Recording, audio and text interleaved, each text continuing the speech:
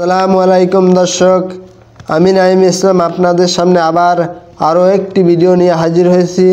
সবাইকে আমার চ্যানেলে স্বাগতম।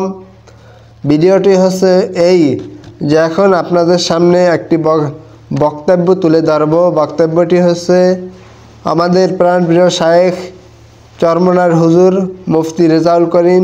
চলুন তার মুখ থেকে কিছু বক্তব্য শুনে আসি।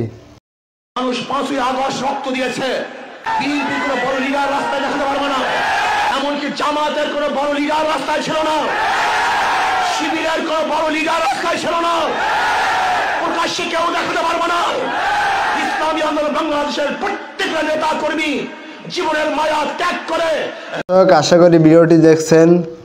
এখানে চরমনার হুজুরে যে বলছিলেন যে আমরা সেই 5 তারিখের আগ থেকে আমরা মাঠে ছিলাম, মাঠে কোনো বিএনপির লোক ছিল না, জামাতের লোক ছিল না, মাঠে নাকি তিনি একাই ছিল, তার দলবল নিয়েই তিনি ছিল, আর কোনো মানুষ ছিল না।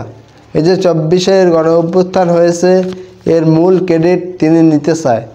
আসলে আমরা দেখতে পাই যে এখানে মূল ক্রেডিট কাদের, জনগণ সেটা বিচার করবে। এখানে দেখেন যে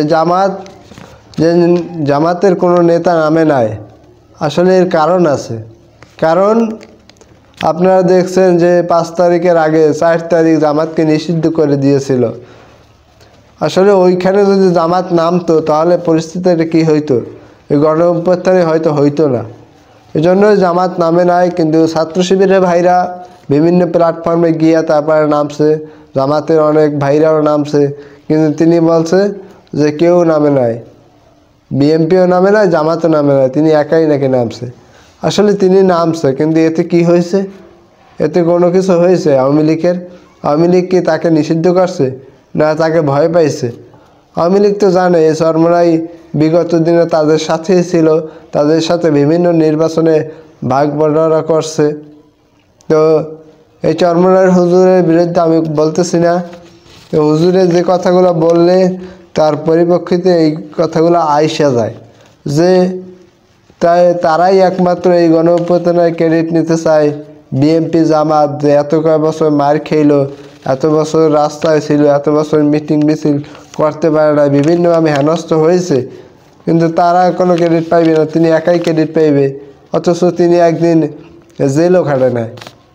এই চরমনার হুজুর কোনো দিন জেল খাটে নাই, অথচ হেফাজতের আমির এই আমাদের কলিজার টুকরা মামুনুল হক তিনি বারবার কারাবন্দী হয়েছেন, এবং আরও হেফাজতের আলেমরা কারাবন্দী হয়েছে, কিন্তু তিনি কিন্তু কারাবন্দী হয় নাই।